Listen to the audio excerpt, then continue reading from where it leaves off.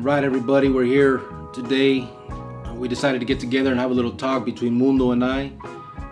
Just here to talk a little bit about what's been going on with our lives, what we decided to do, and why we do what we do, and a little bit about ourselves, I guess, is what it is. So, Mundo, mucho gusto, brother. Just wanted to bring you in and so we can have good this to be with conversation. you, and it's been I met you on the phone and in other ways, and it's a privilege and an honor for Perplex and CASHAPP Chronicles to have us on board together.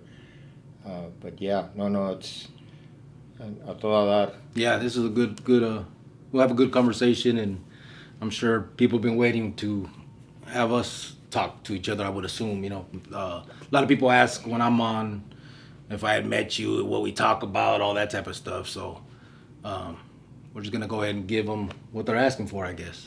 Yeah, two former made members of the Mexican Mafia, one from Arizona, one from Califas, and there's a lot of connection there, in that life, in that world, and now having pulled away as well.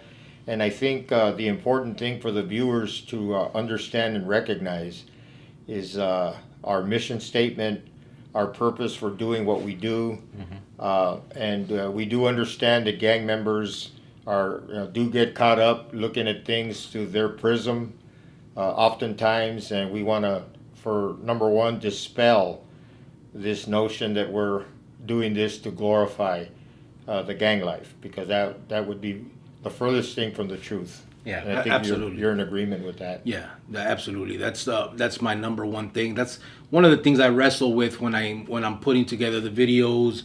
The hard part is, I think, what we're doing is when we do these videos, it's what brings the attention, I think. So in order to get the word out there that what we want to end up saying in the end, you have to kind of tell the story from the beginning. There's no way around that.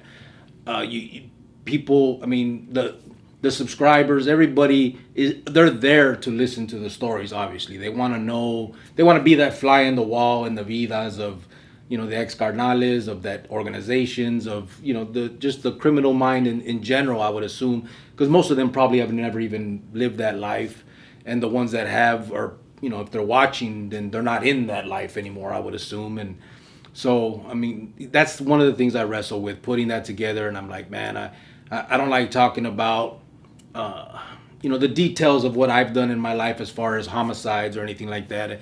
I kind of want to leave it on the back burner. They were done. It's over. I know I have to, there has to be some dialogue about it. But my main reason for doing it is, in the end, it didn't get me anywhere. In the end, they still put me on the lista. I was still, thrown away like anybody else is, and everybody else is. And that's kind of the message I want to put out there, because I don't want to see these kids starting from chamacos. They're looking for attention, looking for amor, looking for, I guess, the acceptance. They find it, they get there, they do what they do, and then in the end, you're finding acceptance from vatos that really don't give a damn about you. That's the way I see it. I don't know if you have a different way about it. I know we all see it in different lights, and we all have our own reasons for what we're doing. So I guess I think in my case, there's a personal mission statement, if you want to call it that I ascribe to, and that would be training and education, deterrence, deterring people from the life, and witness, because I'm a born again believer. I try not to get too heavy on that, because there's a time and place for that, but I won't compromise in my faith, and that's what turned me away from that life. Nothing else but that. And any old enemies that I had, whether they be street gang enemies or prison gang enemies, there's none of that is in my heart. It never has been. I know you get cheerleaders on both sides that get caught up with that, but that's I am connected right now as we speak with former Mexican Mafia members, former cartel guys, former Nuestra Familia guys, former members of different prison gangs, and we keep in touch, except they want to be under the radar. They don't want their names out there. as far as where they're at or anything like that. So I respect that. And, so anybody who gets caught up with the story part of it and trying to dispel this and dispel that, well, people can do what they want to do. I like to pursue the truth when I give the training and education. I like to pursue the truth of things that happen during my time frame, not looking to embellish or puff up anybody more than another. That's not my motive.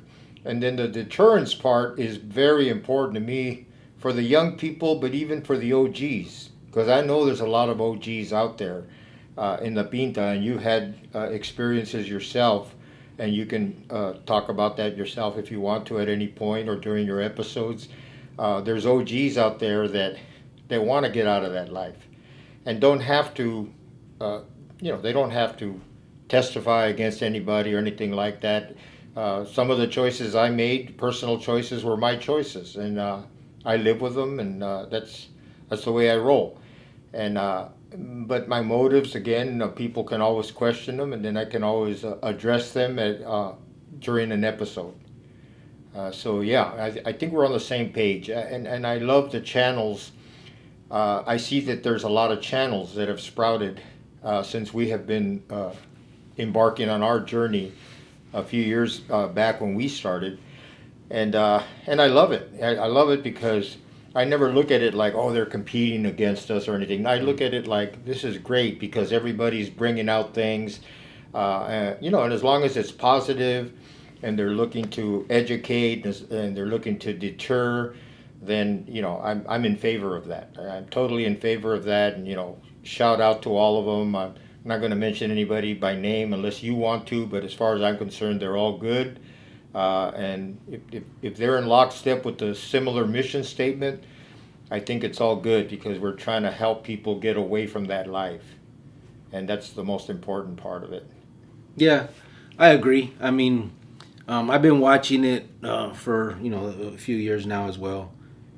And I think it's in the right path. The problem I have seen, I think, is the cheerleading side of it, and I think sometimes it's hard not to get involved. I've noticed that my own personal opinion that a lot of people, I think the sideliners instigate. You know what I mean? And it's hard to not kind of fall into that. I guess would be because we all want to have we're all machos and we're all this the same old bullshit that people say. But at the same time, I think it's best to just let that go. If you're truly if you're really your path is truly what you say it is, like we're saying, then I think the higher road is the only road you can take. Right? We're trying to say here that we're done with that life. So to sit there and fight about who did what and I killed more than you killed, or he killed more than I killed, or I don't understand. I don't get how that is even relevant. How that even matters. You know what I'm saying? Like, if you had killed nobody, and I had killed 10, does that make me a better person? It doesn't mean shit. Everybody has a unique story, and that's the thing that maybe some people don't get. It's after you're done with the life.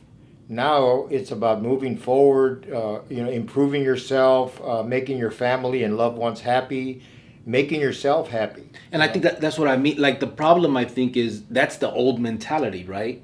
Who got the most hits, and that's the old mentality. That's what we strive for then. Now, if you're truly about moving forward and passing and sending the message that this is not what you want to do, to kids, we're talking about to vatos that haven't taken that step yet, letting them know, bro, like, don't take that step. It's not there.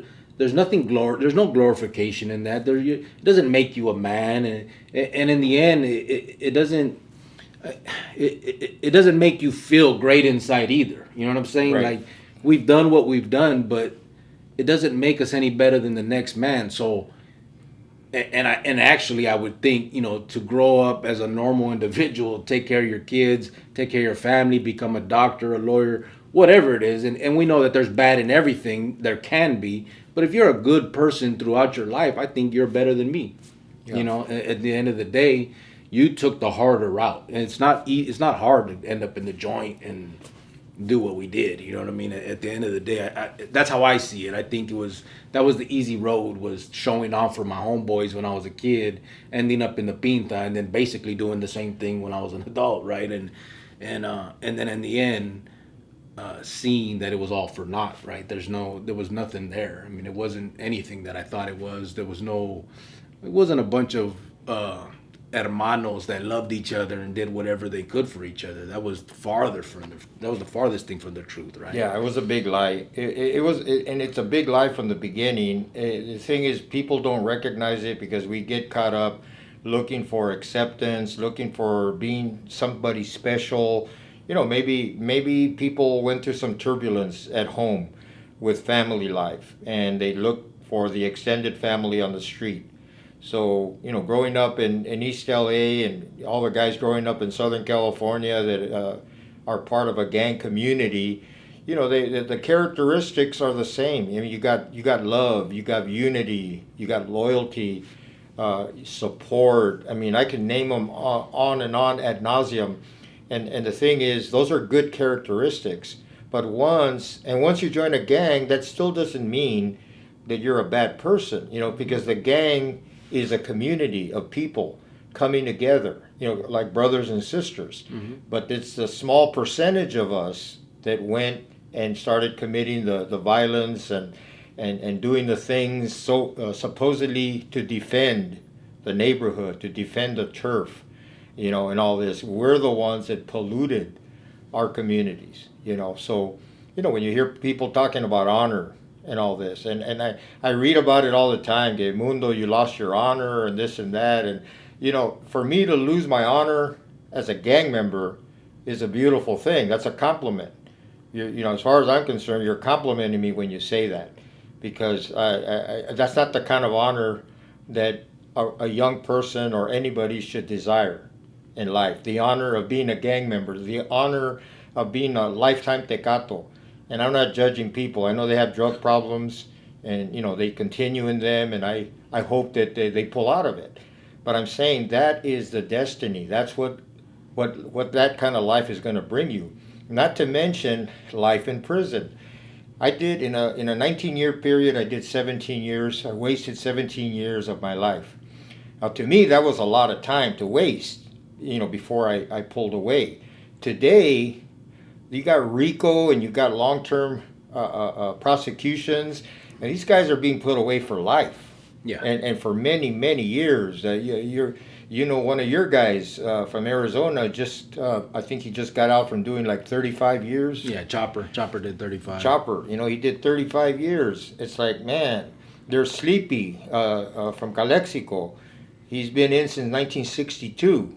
You do the math, that's 58 years, 59 years. Mm-hmm. I mean, that's a lifetime for many people, you know, and from what I understand, he's pulled away from the life. He didn't debrief. That's great. And he pulled away from the life, and now I'm hoping that he gets out. I'd like to see him get out and complete his life on the outside with his loved ones. And I think that's, you're pointing out the epitome of what it is, though, right? So he's given up 58 years of his life for this carnalismo, and he's not even a part of that anymore. So, right. So it was a waste. It was for nothing.